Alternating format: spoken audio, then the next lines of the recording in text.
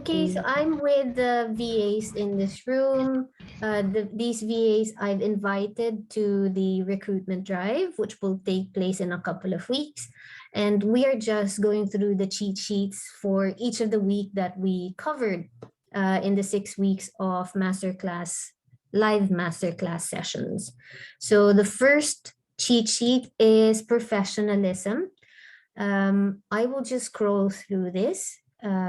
This cheat sheet is just to cover the main points of the property VA's core values, which are resourcefulness, excellence, professionalism, and communication. Communication not just with clients, but also communication with me, because I would like all the VAs to feel that they can approach me for any help or any issue. Okay. And then finally, integrity. So these are the values that I uphold for myself and that I also expect that each VA will uphold in the work that they carry out for my clients. And week 2, we covered systemization, which is broken down into 2 main steps. The first one is to create a default diary, and the second one is to create an SOP.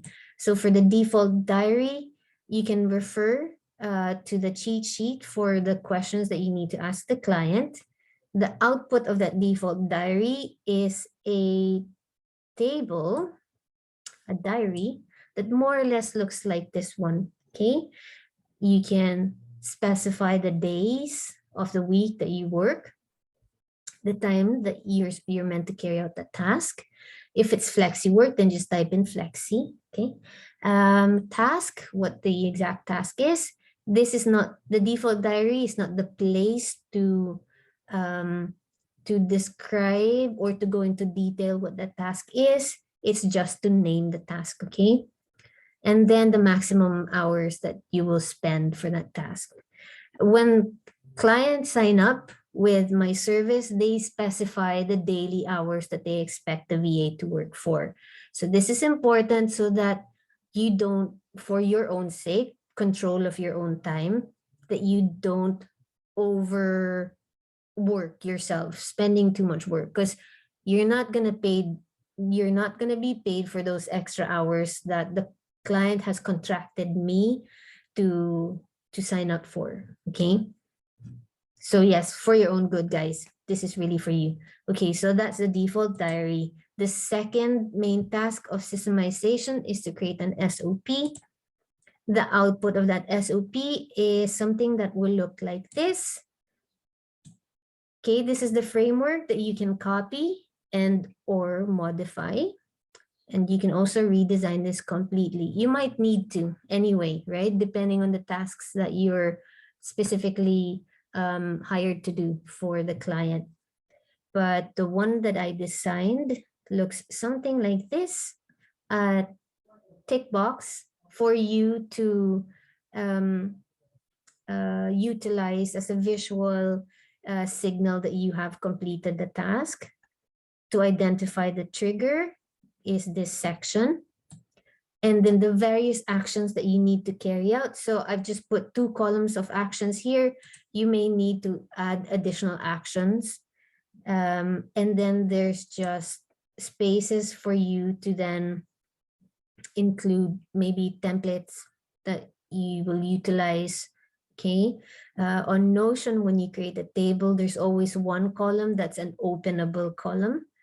That just gives you extra room to do whatever you need to do. If you need to upload a letter template here, if you need to put in a link or a bookmark or upload images or whatever, there's that. It's like a folder, okay? You don't need to, but it's there. And then the other columns that I've created for this design, again, you can redesign this. Is a column for uploading files and a column for tagging and assigning tasks to people. Okay. This will work especially, let's say, if you've got more than one client and each client has specific roles in the company that you need to approach for approvals. Okay. Let's say one client approves the marketing decisions. And then the other client approves all the, I don't know, social media content decisions, right? So I created this column just for that um, expectation. Okay. And then finally, what does a description of what the outcome looks like, so that for the SOP, you as the VA, that's an indication that you've completed the task. Okay. So is it like you've cleared the inbox, you've sent out the campaign, whatever it is, it's there for you um, to know when you have completed the task. So that is week 2. We have now, we go now to week 3. Let's just move back up a bit. Okay, week 3, we covered business support for property investor clients. Just an overview of what VAs can and cannot do.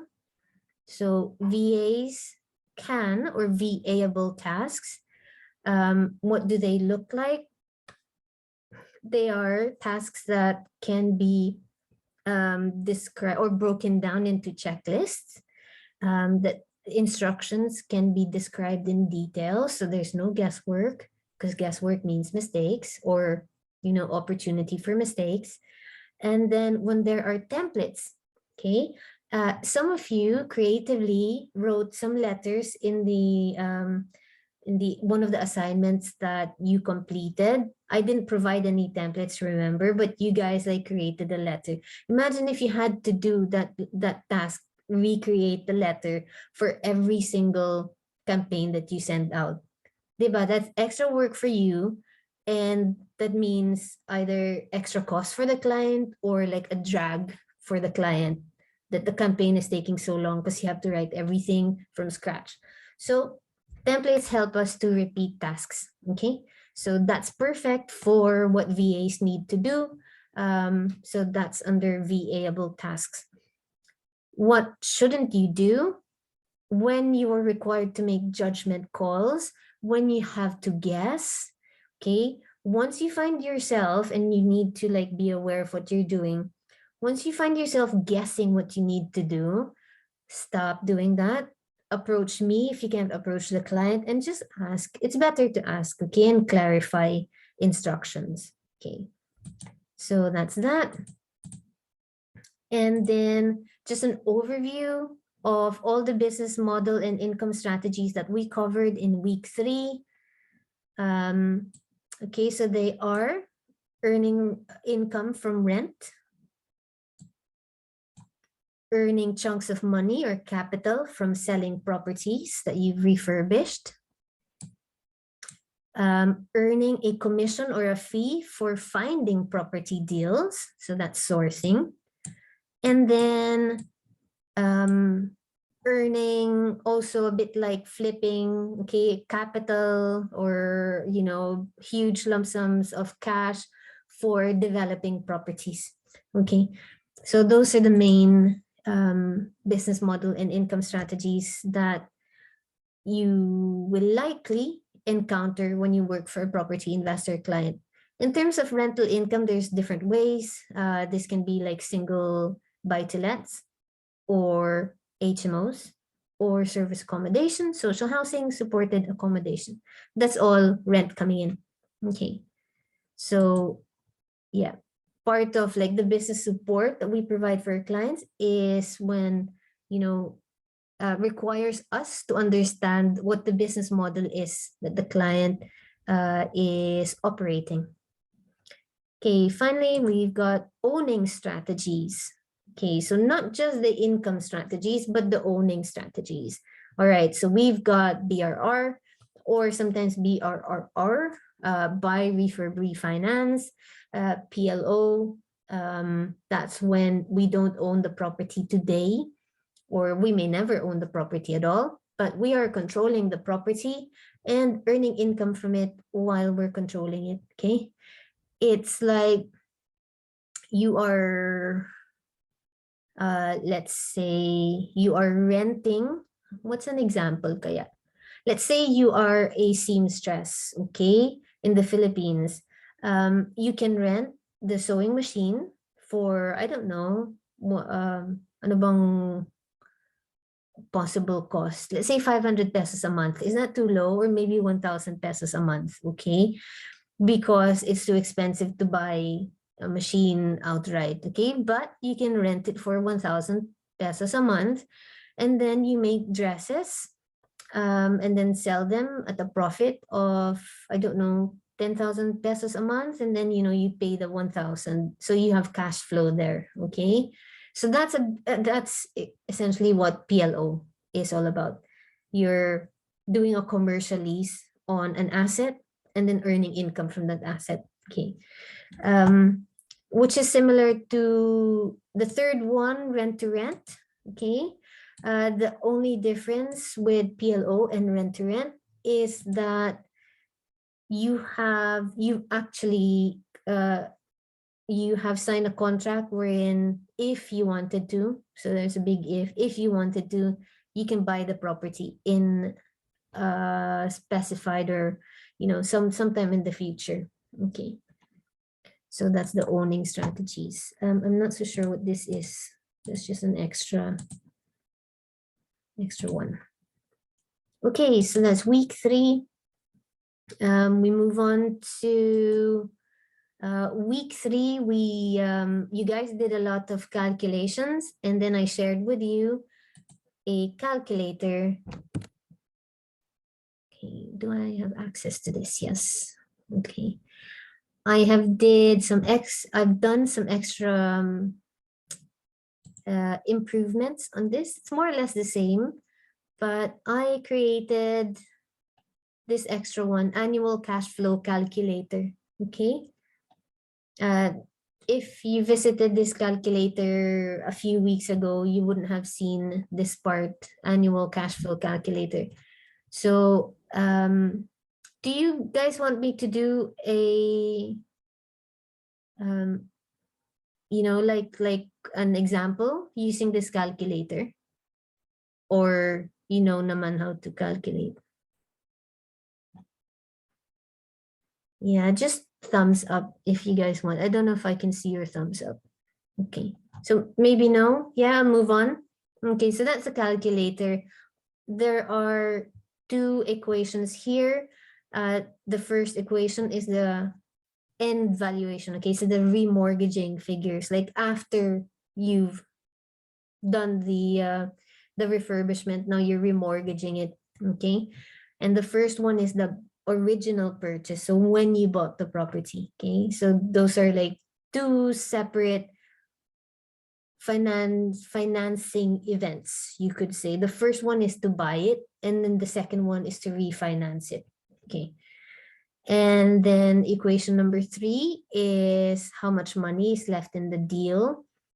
Yellow means you don't enter the figure, which means that if you did the first 2 equations correctly, this should be worked out all for you. Okay, all worked out for you. I've added this note here. Do not calculate for ROI down here if, what did I say here? If the figure that you see here turns red, okay? Because it means that all the money has been pulled out. So hindi lang all money has been pulled out, pero meron pang extra, okay? Like in a way, this person was paid to buy a property, diba? It's not always that happens, but when that does, it's super nice. Okay. Okay, and then annual cash flow calculator. So blue means you need to enter the figure. So just as an example, I've put in here 500 pounds for a month, and you can find that by going to Rightmove and then looking at average rent. Okay, and then the calculator will just calculate the annual rent, and then you need to subtract all the expenses. Now, either this is an exact figure that the client will provide for you, or it's a calculation, right? typically this is going to be a calculation because due diligence means that it's for research. Okay, you don't have exact figures really. You and your client are just working out what's a likely scenario here. Okay, so this is typically like a percentage. They're saying typically 15% is monthly operating expenses. This could be more, especially if it's an HMO. If it's an HMO, your MOE, your operating expenses, is likely going to be much higher, maybe 20, maybe 25% even. Okay, so yeah, ask your client what this is going to be. This is already in percentage, so you just view only. Okay, so you just type in the figure and then it will turn it into a percent. Okay, again, ROI calculation, all of these cells are in yellow color, which means you don't need to enter the figure, it will just calculate it for you. All right, so hopefully that's I mean, not self-explanatory, but shouldn't be too difficult for you guys to figure out. Okay, great. So now we're in week 4, where we covered lead generation. I've created not acronym. Is this an acronym? Okay, like a mnemonic for you guys. All right. So SSRRC. Okay. You clarify the strategy with the client, then you scrape, or short for data scrape. Then you record what you data scraped. Okay, you record that onto the data scraping sheet, right? And then that's what you submit to the client for review. Once the client says yes, then you can prepare the campaign. Okay. So, right. So just to break it down, the strategy step is where you confirm the strategy with the client. Refer to the strategy libraries for strategy instructions. I am not requiring you guys to memorize anything. Okay. In fact, I recommend that you don't memorize it so that you will always refer to the strategy. Okay. So if the client says, why did you choose this strategy? What's that all about? Okay. Then you just say, you then just converse with the client and say, how about we refer to the strategy library? Okay, so let's open that library. You don't have access to it now, but when you work for my client, you will have access to it. And then open that, you find the strategy that you mentioned, whether that's sold subject to contract or negative equity or probate property. Find the strategy in the library, open it, and then you and your client can discuss the strategy together because the full description is there. Okay, right. Once you've worked out the strategy, you need to get the information from your client. And it's all there anyway when you, let's see, week 4, when we talked about like lead generation, right? There's specific questions there that you will ask your client in terms of what information they need to provide to you. Okay, and that information includes property filters, investment area, etc., etc. Okay, right. So next step is the data scraping. Follow the instructions. There's a 1-page instruction also in the library, and I will review it, especially now that I have comments from you guys to say that you were confused who to address the letters to, etc. Okay, so I'll make sure that I update the instructions to also show that. Okay, finally, you use the data scraping sheet. So that's where you record everything that you data scrape. And that is the file that you then submit to the client for approval. Okay, once the client says, looks good, please send the letters out. What they really mean is, can you please prepare the campaign? So the first thing that you need to do before you can prepare the campaign is to prepare the mailing list. Okay, so that is a CSV file. You will need a CSV file. You will also need the letter template. You can find the letter template in the library, the strategy library. Sometimes there's more than one letter template. You can present all the options to your client for them to choose. Maybe they have their own letter template, in which case you follow whatever the client approves for you to use, okay? And then you will also need your client's letterhead. For the aptitude test, I gave you a generic fictional property business letterhead, okay? Don't use that, okay? You have to use your client's own letterhead. Sometimes they have like super fancy letterheads and then it doesn't fit on the stamp layout or format. So you just communicate it back to your client and say, we can't use this letterhead because it covers the space where the address is going to be written or whatever the issue is. Okay, so just go back to your client and then work it out together how to do it. And step 9, when it's ready, the next step is to get your client to approve. Once it's approved by the client, you can now the client can now give you the go ahead, okay? On stamp, I think on stamp, when the client needs to upload the card details or the payment details once, and it's saved on the client's account. Now, however, some banks require 2-factor authentication. So even if you can take it to that step, you might still need your client to give you some code or whatnot to approve the payment. I generally let my VAs stop work at this point, okay?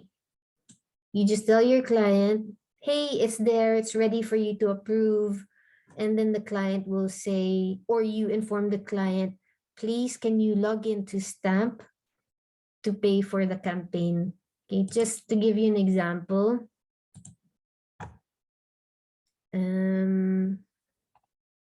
Okay. This is me and my client just talking on Notion in the comment section. Okay. Client is asking,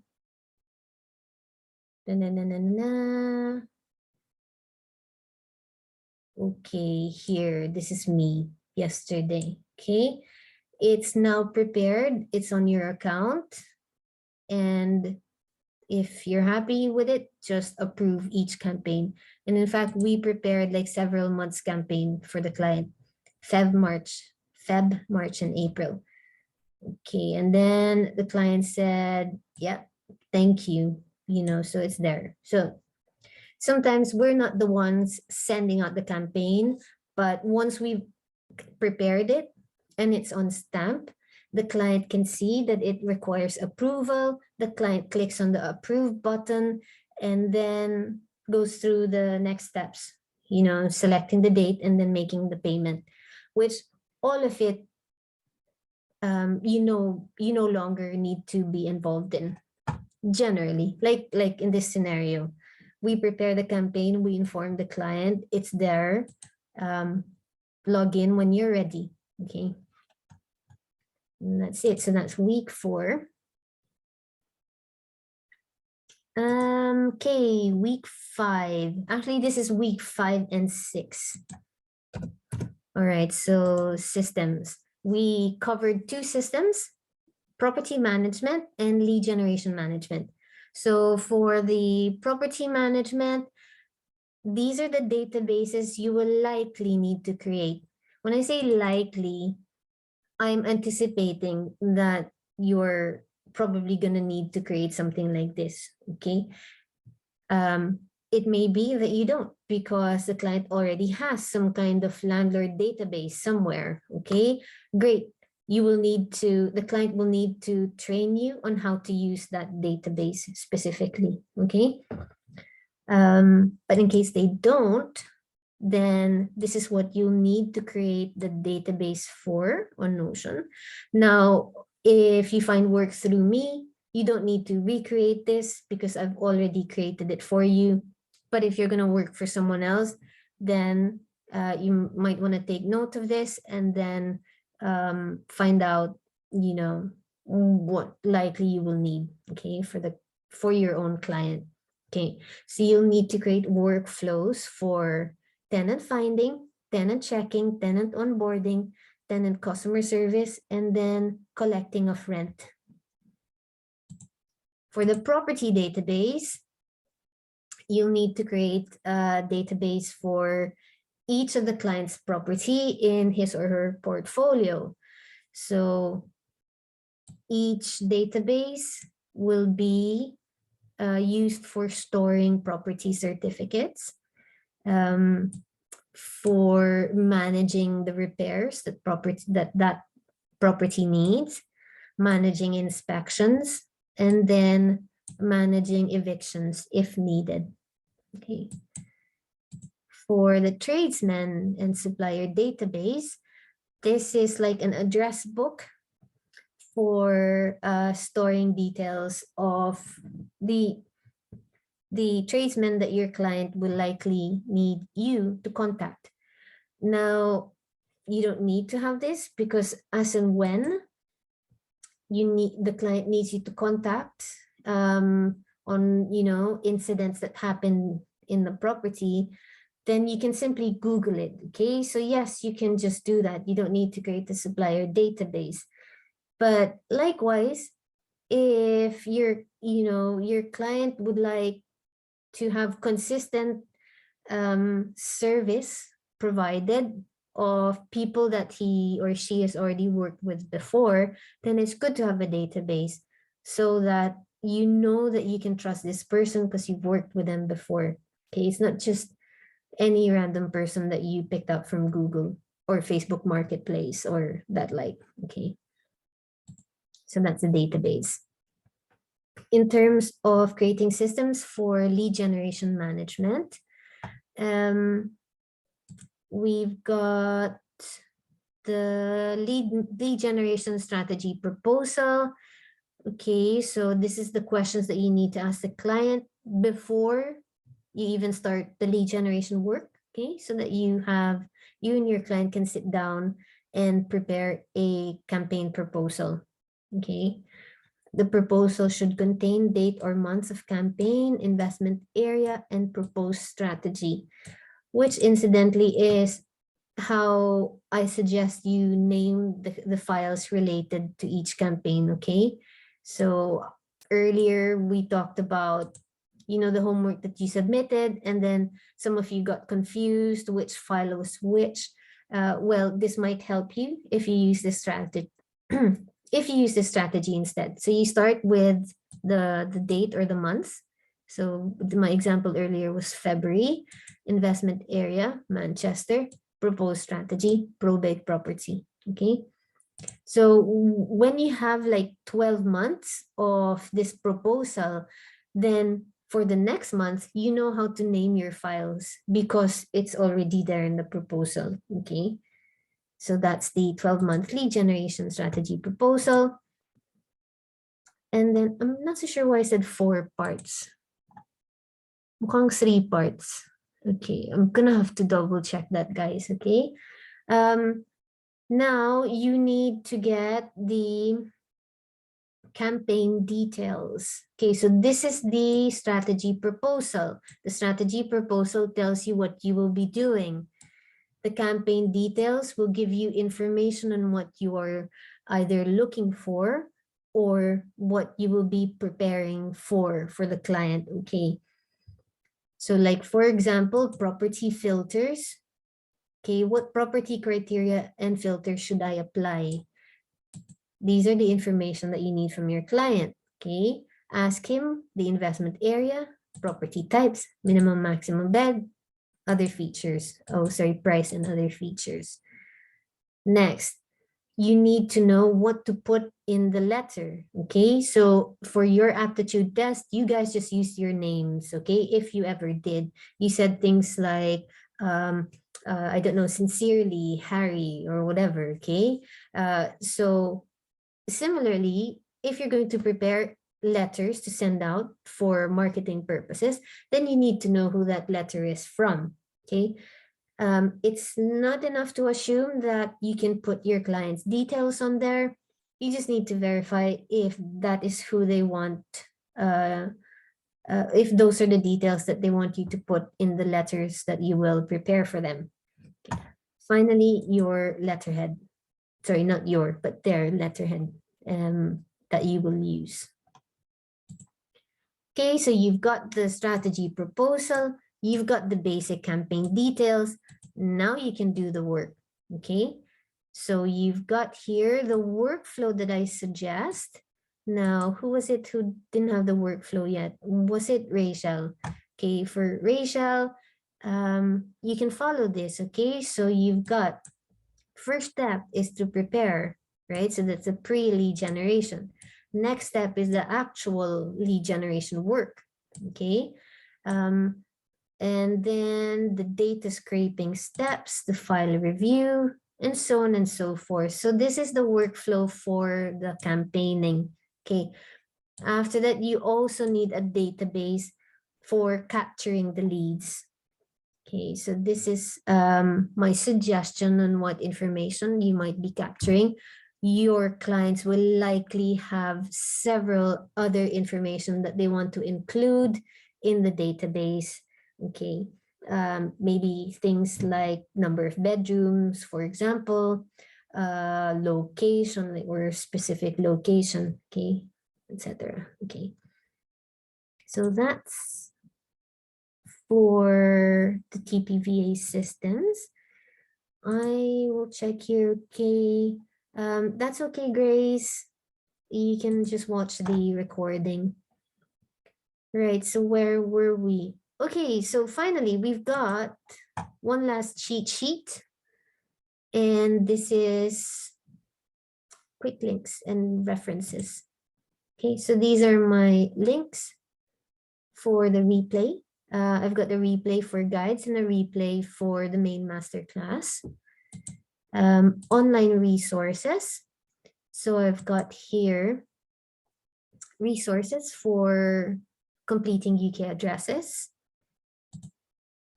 websites that you will likely visit when you carry out work for your client, website that you will likely visit for rental listings, okay? Whether you need to check the average rent or how much something will rent for, or you need to check, or when you're looking for rent-to-rent opportunities, okay? So that's for rental. And then finally, I've got for service accommodation. There might be more out there, but these are the most common ones, okay? Airbnb, booking.com, and verbo.com. And then finally, I've also prepared a one-page download, which contains kind of more or less all of this information. Maybe the information is redundant, but never mind, I've prepared it anyway. Okay, so here we are. A one-page cheat sheet for property VAs. We've got acronyms down here. We've got websites. We've got the various strategies and the kind of resources that you will need. So if your client is doing flipping, then you will need these websites to find houses for sale and to find sold house prices, and that's the comparables. Okay, if the strategy is buy to let, then it's the same website again, but just for the information that you will likely need, you will be looking for houses to find houses for sale, to find sold house prices, that's comparables, to find mostly entire houses for rent, because some are shared houses, so it's not buy to let. Once it's a shared house, then it goes to the HMO strategy. Okay, and to find rental prices, also again, mostly for entire houses, you have to make sure that you are not data scraping shared house prices, okay? Shared goes to HMOs, okay? Shared means there's more than one tenant in that property. Okay, Spare Room is the most common website. You can also use, I think, Gumtree. I'm not so sure if people still use that, but yes, Spare Room and Gumtree. Sometimes there's also groups on Facebook.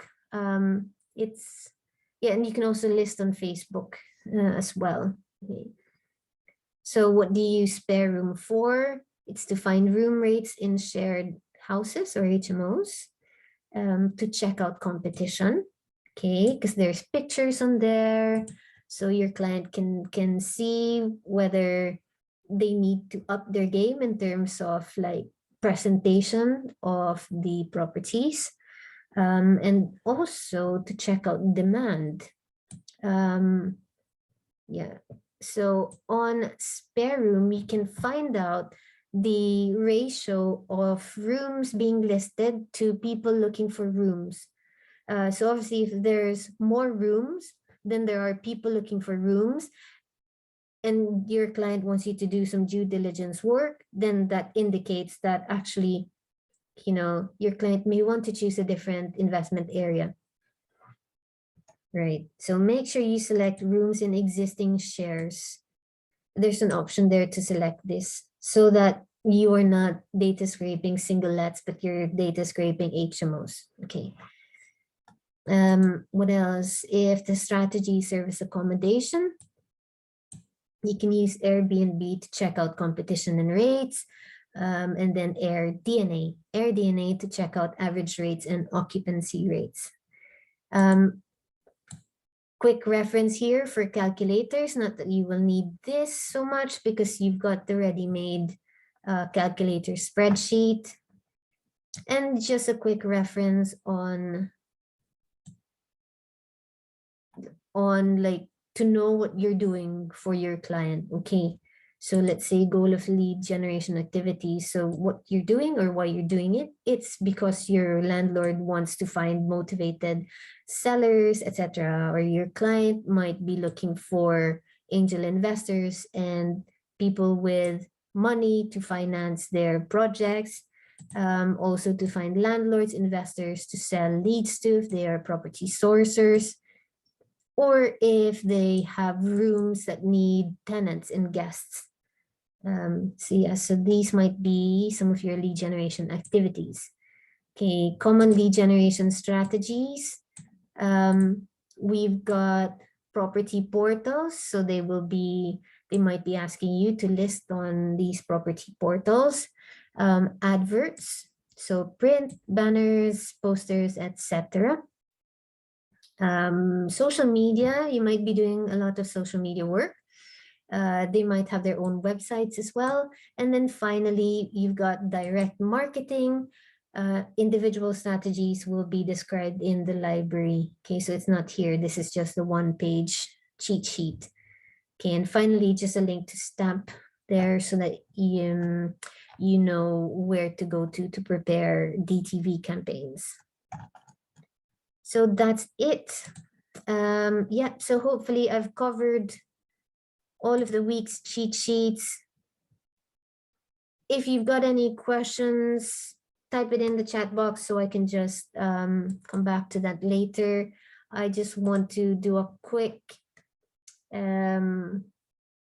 intro, I guess, onto what's going to happen in the recruitment drive.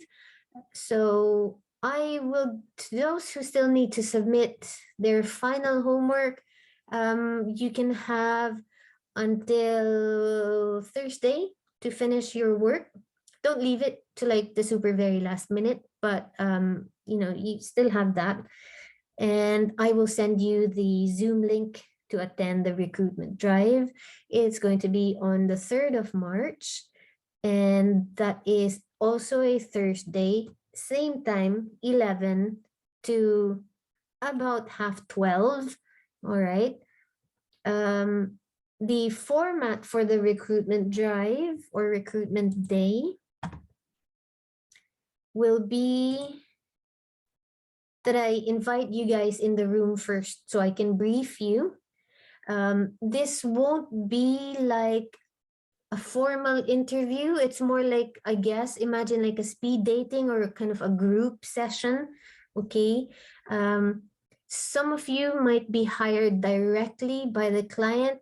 Some of you I will hire to be part of my team of VAs, and then kind of working with one or two clients, okay? But whatever's going to happen, we'll find out at the end of the day, or maybe like a week after. Some of the clients approach me a week after. Some of them do take time, so it's not like when you're shopping online, you can decide in 5 minutes if you want the item, right? It doesn't work like that. So I'm just helping you guys to manage your expectations. Some clients take weeks to decide. So hopefully they'll take less than a couple of weeks to decide who they want to hire, or if they want to work with anybody in the group. Okay. And then I invite, after I brief you guys, I invite the clients into the room. I'll move this. Sorry, there will still be a client employer only session, but I'm going to put some extra time in there to just walk through with them why they should hire through me. All right. So there's going to be a portion where I'm going to sell myself, where I'm going to sell my service. Okay. And then I'm going to ask each of you to prepare a 60-second elevator pitch. All right. So that's a minute essentially. So now that means we're not going to need like 30 minutes to go through each of your presentation. Okay. So I'm not going to put a timer so that you don't feel like stressed and pressured to keep to the time, but I'm giving you the 60-second guidelines so that you can kind of prepare yourself, okay, on how to do it. I will email you over the like how to prepare your pitch so that you can simply like fill in the box and then read that, okay?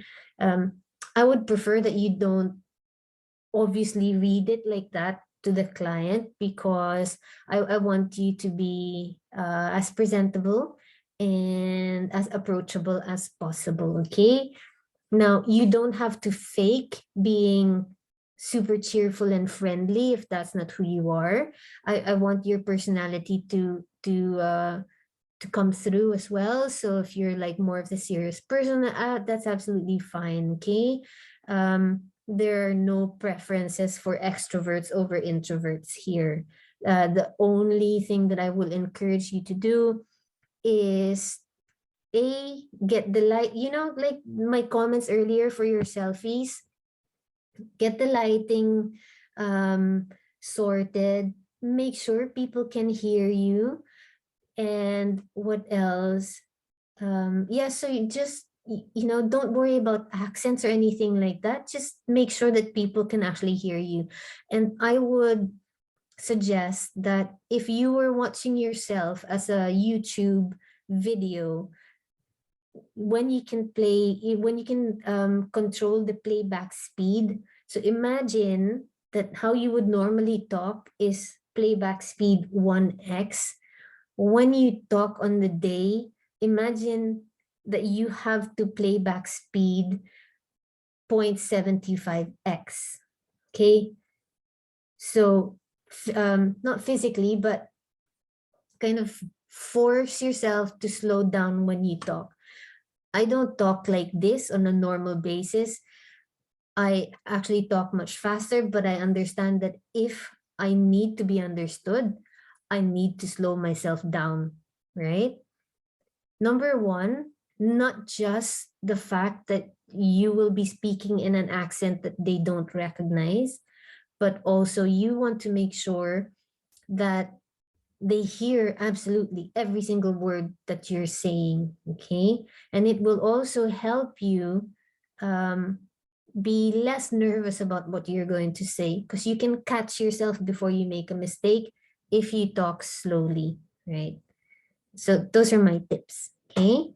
Are you guys happy with the because I ran through this in week 1, right? I hope I did. I think I did anyway. So I hope you guys expected that I will be asking you to give a pitch for 60 seconds. Okay, who's a bit scared about that? Okay, right. Kaya niyan, right? So who was that other one ulit? Was it, sino yung may electric fan ulit dun sa likod?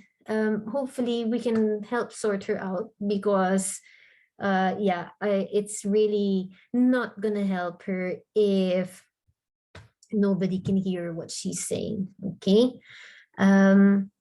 Right. Also, you can smile. Okay. So yeah, it will help. Right. That's it, guys. You've got questions. We won't see each other next week. I don't think so, but I will be around. If you want, like, to contact me and say, Christina, whatever. In fact, there's a few VAs who contacted me on WhatsApp. Except they didn't introduce themselves, so I don't know who I'm talking to. But yeah, they've been asking me questions. All right, so you guys can do the same, but please introduce yourself so that I know who you are. Right. Ayun lang. Any other questions? Yeah, wala. All right. Thank you for joining me today.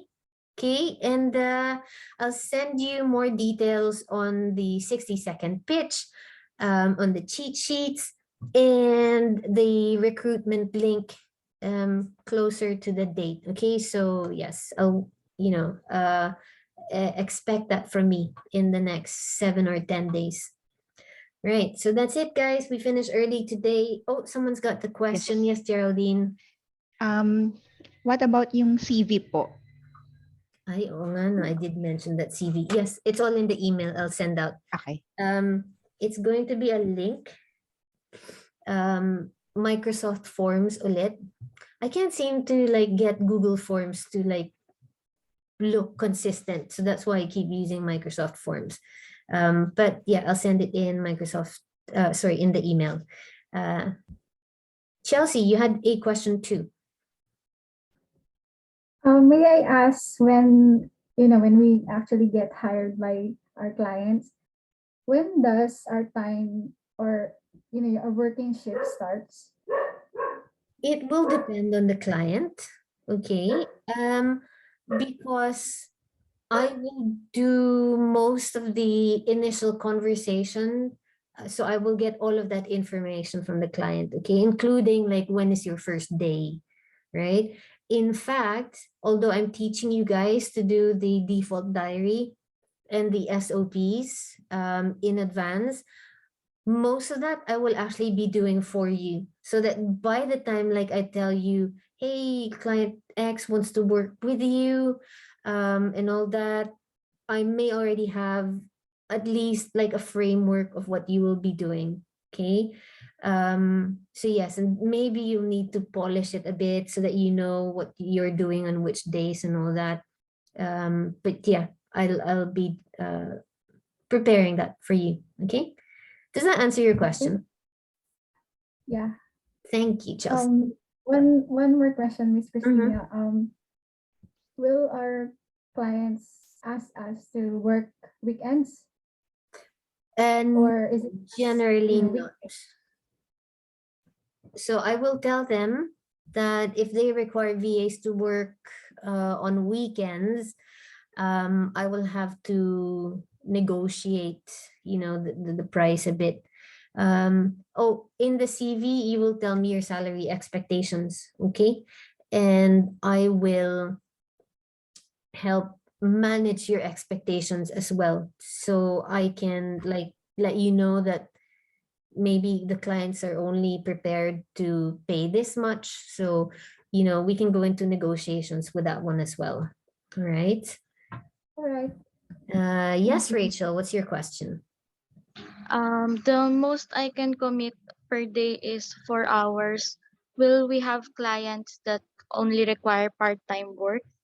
Yes, there will be clients that will only require part-time work. You can specify that on the CV, okay? Okay. If you can think of any other questions after this session, then by all means, just contact me by email. You've got my email address. It's info@thepropertyva.co.uk. Do you guys have my mobile number for WhatsApp? Okay, I'll put it in the chat box. Okay, 0044. Right. So I'll let you guys a couple of minutes to copy and paste that. Remember to introduce yourselves, okay? So that I know who I'm talking to there. All right. All is good. I'm gonna end the recording and the call. Fab. All right, VAs. Wish you luck, and then we shall see each other on the 3rd of March. Okay, thank you and goodbye.